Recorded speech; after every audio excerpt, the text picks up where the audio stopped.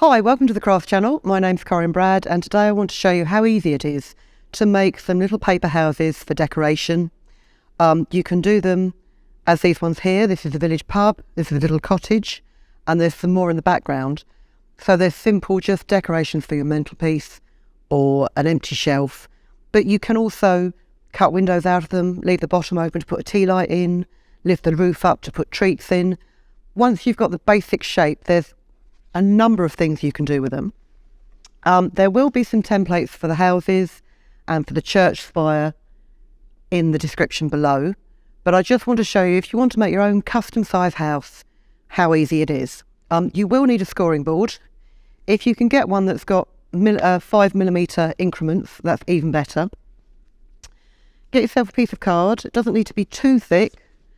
About 270 gram. You don't really want it any thinner than that because you want some structure.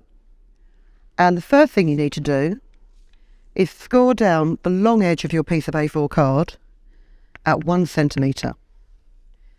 And this is your bottom tab. And then you also want to make sure you've got a bit at the end for a tab to connect it. A4 is 297mm wide. Let's call it 280, and then we've got an extra centimetre and a half to work with. So if we say 280, half of that is 140. So we'll score down the middle. And then we don't want a completely square house. So what we'll do is we'll have one wall at 5 and the other wall at 9. So then we'll count 1, 2, 3, 4, 5, 6, 7, 8, 9. 1, 2, 3, 4, 5. Here, like this. So you've got a wide wall, a narrow wall, a wide wall, a narrow wall. And then also, if you decide on the height of your house, let's make it 10 centimetres. No, it'll be 9 centimetres high because you've taken this centimetre out here. Just score that very lightly to start with, so you've got a guideline. Oh, don't score it so lightly that it skids across the page. And then you just need a bit of simple geometry. So if you pop your A4 sheet onto your cutting mat, and I'm going to have the gable ends on the wider part of the roof. And I want my gable ends to be about 5 centimetres up from the top of the house.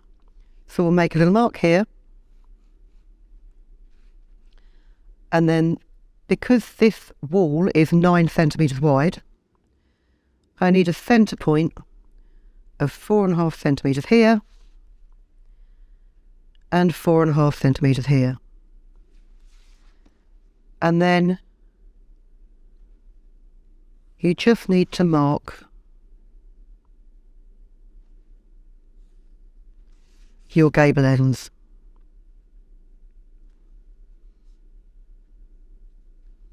Like so.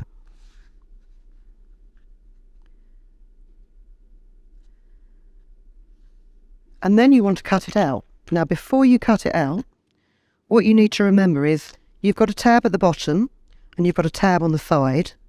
You also need tabs on all of these cut edges. So don't cut to that line. If you use a ruler that's got a grid mark pattern on it, you can simply give yourself a centimetre gutter .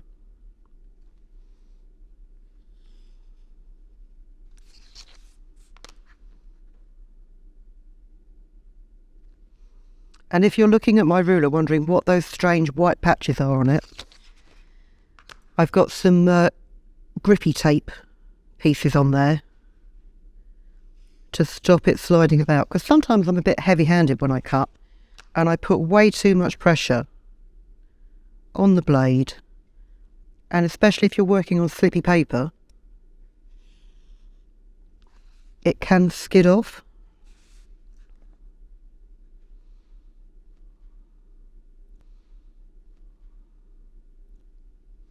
And we'll just cut right to that tab there.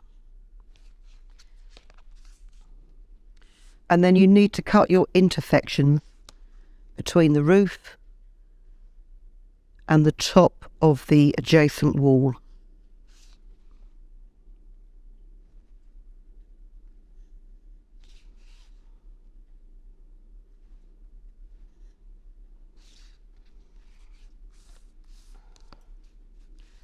And then cut across the top of the gable end. And you don't need to leave yourself a centimetre here, because these pieces are going to fold in and form the point of the roof. So hopefully this should all come off now.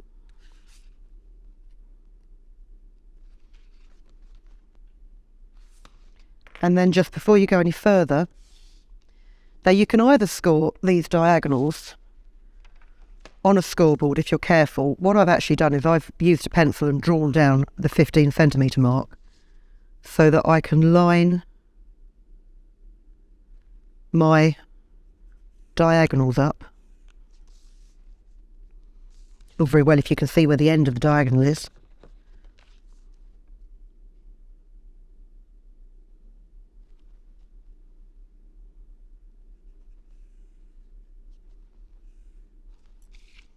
Or you can, of course, just use a ruler and a ball-ended tool without that gutter underneath it. As long as you press down hard enough, you should give yourself enough of a fold.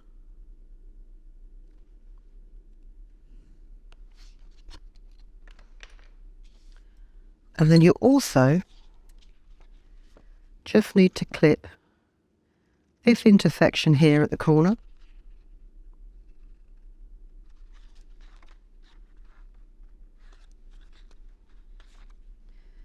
And the base pieces. Just cut them up on the fold lines, on the score lines, up to that first score line that you did along the long edge of the piece of A4.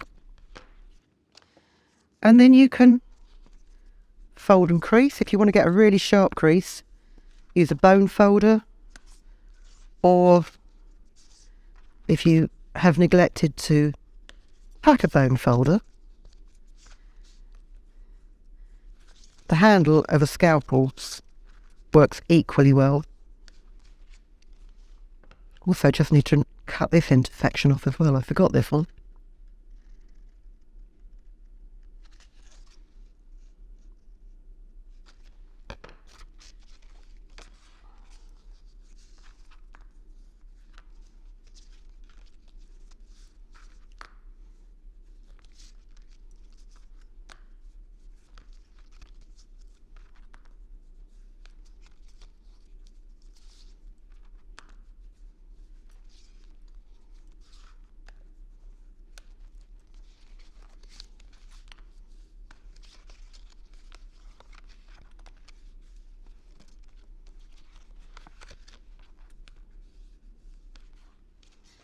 So there you go. So what you can then do, if you fold your house together, you would secure it with that tab, and then your roof pieces fold in and you'll cut another piece of card for the roof. Before you assemble it is when you want to decorate it. Now you can obviously leave it plain, you can decorate it with pens or paints. If you want to cut windows out of it, do it now before you fold it up. Working on the flat each time is so much easier than trying to stick things to an actual 3D model. So we will cover this gable end with a piece of pattern paper. Just take some quick measurements. So it's 9 centimetres wide and it's 14 centimetres high.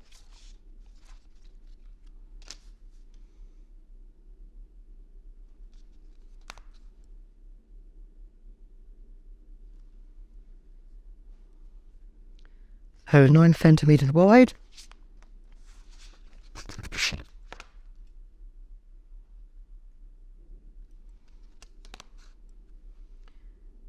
(14 centimetres high).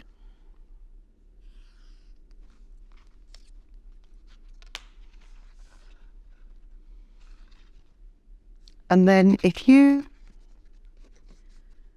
flip your paper over, fold in your tabs, and so I can actually see what I'm doing. So line the bottom edge of your building up to the bottom edge of the paper. Check that it's on there squarely. And then just draw yourself a couple of lines on the wrong edge of the paper. And then bear in mind when you cut that gable end, you want to cut just slightly inside the line so that it sits flush on your house and it doesn't overlap it.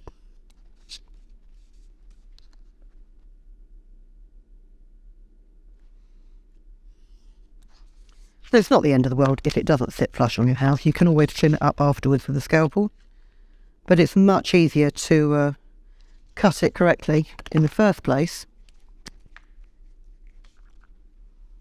Oh. And then glue it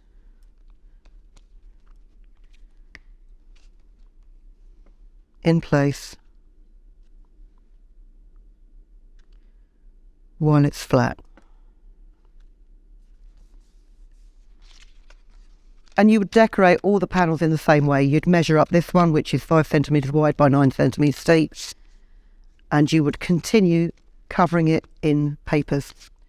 And then with simple things like the doors and the windows, I've found the easiest way to do it is, let's have a pink door. And I want my door about 3 centimetres wide by about 5 centimetres tall.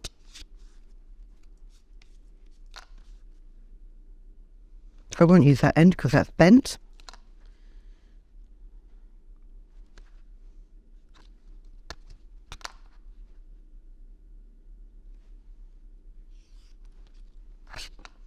So 3 centimetres wide.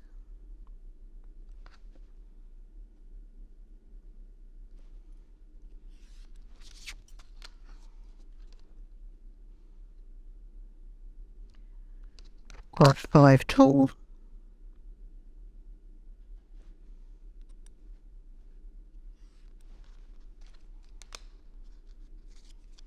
Looks about right. And then also just to add a bit of definition to it so it stands out from the background paper that you've used to decorate it, what I would do is match your door or your window onto a piece of plain, it's not exactly contrasting paper, but it is a definite different colour. Pop it on, give yourself, 2mm border all the way round.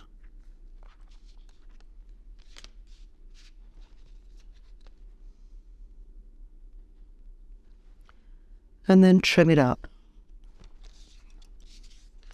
And this is a nice little project for using up all those sort of odds and sods of scrapbook paper that you might have lying around. If you can find collections that coordinate, even if they don't match, then you can make quite a nice cohesive arrangement of buildings.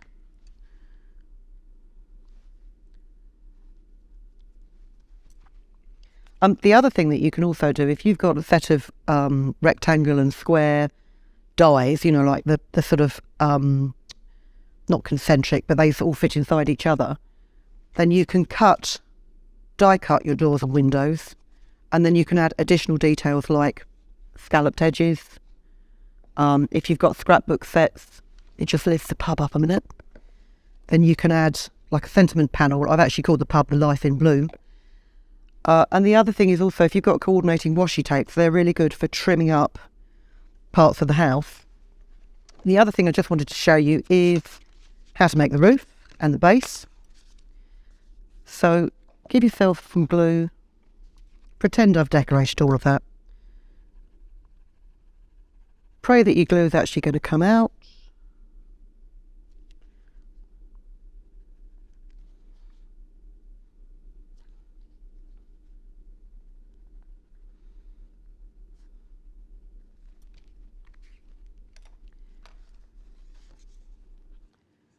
Fold that to the middle and fold this over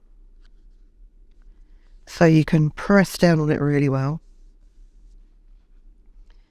And we know that our house is 5 centimetres by 9 centimetres. So I'm going to cut myself a piece of card, leftover card.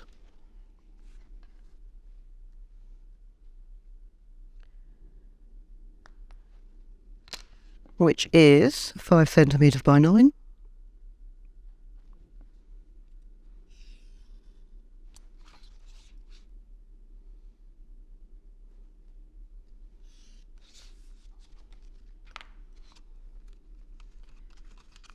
Fold tabs of your base in. Actually, what you might want to do with these bottom tabs, and I should have done it earlier, is rather than leaving them square, if you just clip them off at 45 degrees, it does make for a much flatter bottom.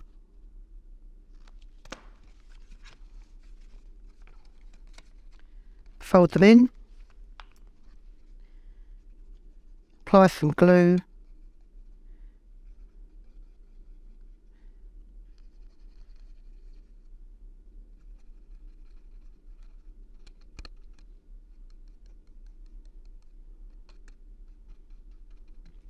and even if you wanted to add a tea light to this, I would still recommend that you put some kind of base on it to stop the house moving like this. What you can do is you can always cut your base, and then you can cut a hole in the base so that your tea light can fit in there.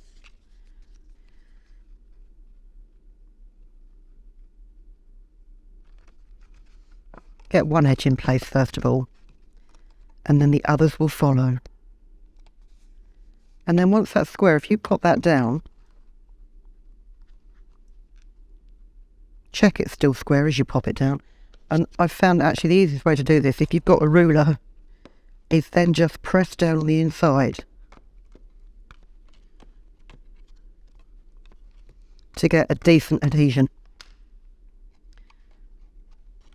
Pop your side panels down and your roof panels in, and then we'll just cut the roof, and it's quite simply a case of measuring. Although it's 5 centimetres deep, we'll make it 6 centimetres by, that's 8, 8 and 8 is 16, so 16 by 6.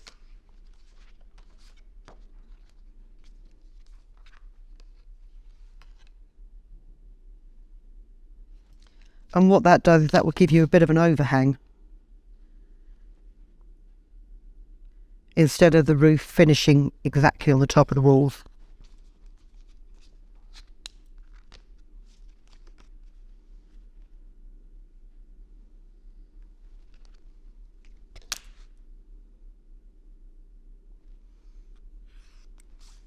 So that's 16 by 6, and I'm just going to score that down at 8 to form the pitch of the roof, or the ridge of the roof.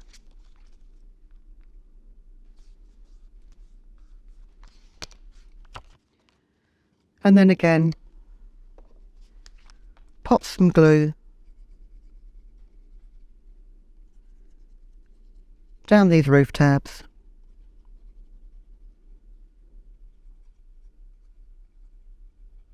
To fix it on.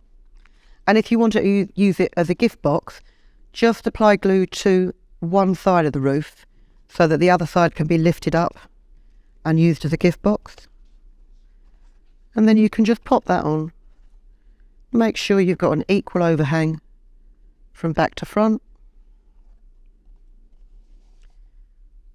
Hold it down. And there you've got your structure. Nice and square. Relatively sturdy. I mean, to be honest, if you gave it to a 2-year-old to use as a playhouse, it would be crushed within minutes, or if your 2-year-old was anything like my 2-year-old was. But if you just want them as little displays, something to brighten up a dull corner, perhaps if you're running craft fairs or things like that, and you need something extra to fill up your table just to make it eye-catching, these are a great idea. So, as I say, all the templates will be in the description below. If you look at Papercraft magazine, you'll see all of these houses in their glory, and you can pick up a copy. I think it's out on, I'm not sure when it's out on sale, but I'll put it in the description below.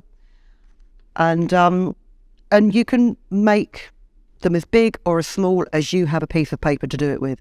And if you want a really big house, there's no reason why you can't stick 2 pieces of A4 paper next to each other so that you can make composite houses. Hope you enjoyed that. Quite an easy project. A nice one to do with the kids on a rainy day as well. If you cut and score everything, they can decorate it.